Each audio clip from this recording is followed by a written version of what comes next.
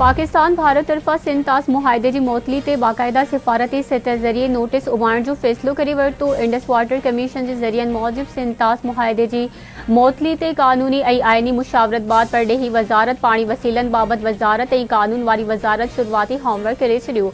Notice में मुआहदे जी मोतली जा कारण तलब कया वेंदा। सिंध तास मुआहदे जी मोतली ख़िलाफ़ आलमी फोरम्स ते भरपूर एहतजाज रिकॉर्ड कराइण ते बि गौर कयो पियो वञे।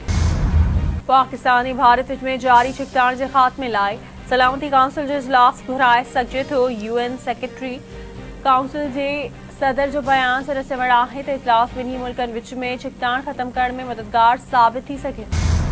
वाघा बॉर्डर पाकिस्तानी शहरियुनि जी वापसी लाइ खुलियल आहे। परडेही खाते जी भारतीय मीडिया रिपोर्ट्स की तरदीद। परडेही तर्जुमान जो चवण आहे त पाकिस्तानी शहरियुनि जो वीज़ाऊं रद्द करण जो भारतीय फ़ैसिलो संगीन इंसानी चैलेंजेस पैदा करे रहियो आहे। गणती जोगी हालत वारनि मरीज़नि खे पंहिंजो इलाज मुकम्मल करण खां सवाइ पाकिस्तान वापसि अचणो पियो।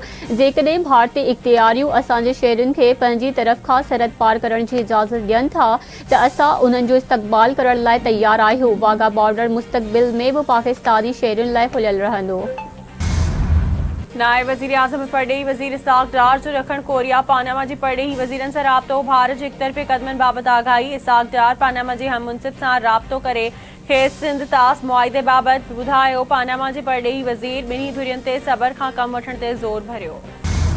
पहलगाम फॉल्स फ्लैग ऑपरेशन खां पोइ भारत सचाई खे मुंहुं ॾियण खां लवाइण लॻो। भारत वज़ीर आज़म शहबाज शरीफ़ जे यूट्यूब चैनल ते पाबंदी लागू करे छॾी। काकोल अकेडमी में पासिंग आउट परेड तक़रीब खे वज़ीर आज़म जी कयल तक़रीर जो क्लिप भारत जी शिकायत ते यूट्यूब तां हटायो वियो।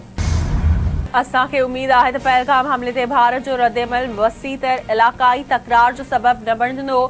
इहा बि उम्मीद आहे त पाकिस्तान जंहिं हद ताईं ज़िम्मेवार आहे भारत सां सहकार कंदो त जीअं उन ॻाल्हि खे यकीनी बणाए सघिबो त दहशतगर्द कॾहिं कॾहिं उन्हनि जी सरज़मीन तां कार्रवाई कंदा आहिनि, उन्हनि जो शिकार कयो वञे ऐं उन्हनि खे मुंहुं ॾिनो वञे। अमेरिका जे नायब सदर JD वैंस जो परडेही ख़बरू इदारे खे इंटरव्यू। अमेरिका जो जट्टादार अमन ऐं इलाक़ाई इस्तेहकाम लाइ पाकिस्तानी भारत खां मसइलनि जो ज़िम्मेवाराणो हल कढण ते ज़ोर। अमेरिकी परडेही खाते जी तर्जुमान टैमी ब्रूस जो चवण आहे त अहिड़ो हल ॻोल्हियो जंहिं सां ॾिघे मुदे वारो अमन इलाक़ाई इस्तेहकाम बरक़रार रहे। अमेरिका ॿिन्ही मुल्कनि जी हुकूमतुनि सां मुख़्तलिफ़ सतह ते राब्ते में आहे। असां ख़िते जी सूरत हाल खे मॉनिटर करे रहिया आहियूं। अमेरिकी परडेही वज़ीर पाकिस्तान जी वज़ीर आज़म ऐं भारतीय हममुनसिब सां अरबा ते ॻाल्हायो हो।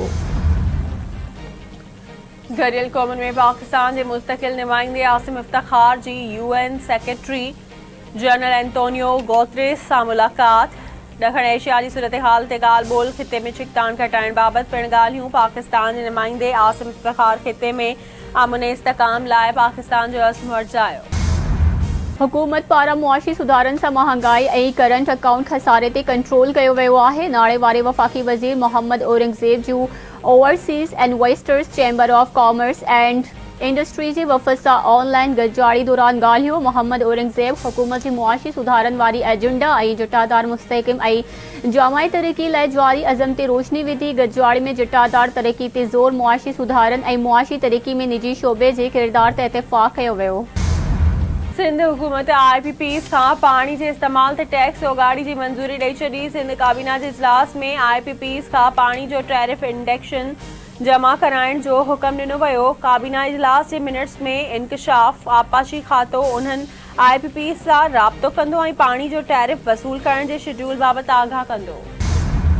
यंग पार्लियामेंटेरियंस फोरम बोर्ड जे उहिदनि ते असेंबली मेंबर मुक़रर। सिंध असेंबली जे स्पीकर नोटिफिकेशन जारी करे छॾियो। मारिफसी यंग पार्लियामेंटेरियंस फोरम बोर्ड जे सदर ऐं बैरिस्टर हालार वसार सीनियर नायब सदर मुक़रर।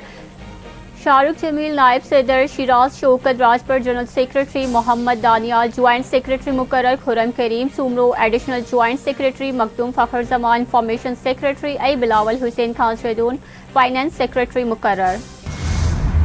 सिंध हुकूमत हाई कोर्ट जी आइनी बेंच मंशियात बरामदगी केस में जवाबदार साहिर हसन जी ज़मानत वारी दरख़्वास्त मंज़ूर करे वरिती। जवाबदार साहिर हसन खे 10 लाख रुपयनि जा मचलका जमा कराइण जो हुक्म चालान जे मतन में ॿुधायो वियो हो त जवाबदार मंशियात जे विकिरे वारी रक़म वालिद जे मैनेजर जे अकाउंट में घुराइण जो एतराफ़ कयो।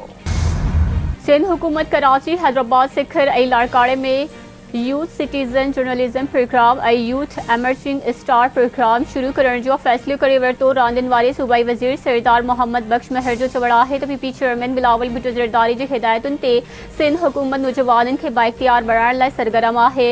सिंध जे 6 डिवीज़न्स में नौजवाननि लाइ कैपेसिटी बिल्डिंग ऐं डिजिटल स्किल ट्रेनिंग जहिड़ा जदीद प्रोग्राम भी शुरू कया वेंदा, जंहिंजो मक़सदु नौजवाननि खे तरबियत, शऊर ऐं रोज़गार जा मौक़िया फ़राहम करणु आहे। यूथ सिटीज़न जर्नलिज्म प्रोग्राम तहत नौजवान सहाफ़ियुनि खे तरबियत ॾिनी वेंदी त जीअं उहे पंहिंजनि इलाइक़नि जा मसइला, वाक़िआ ऐं हाकारी कहाणियूं सुठे अंदाज़ में दुनिया आॾो पेश करे सघनि। ऐं ओलह हवाउनि जे सिस्टम तहत अॼु खां सिंध में कुझु हंधनि ते बरसात जो इम्कान। कराची में तेज़ हवाऊं घुली सघनि थियूं। मौसमियात खाते मूजिबि हैदराबाद, मटियारी, सखर, थरपारकर ऐं ॿियनि इलाइक़नि में गजगोड़ सां हल्की बरसात जो इम्कान आहे। ईंदड़ हफ़्ते सिंध में वधीक बरसातूं पइजी सघनि थियूं। कराची में बि इहो सिस्टम किथे किथे बरसात वसाए सघे थो।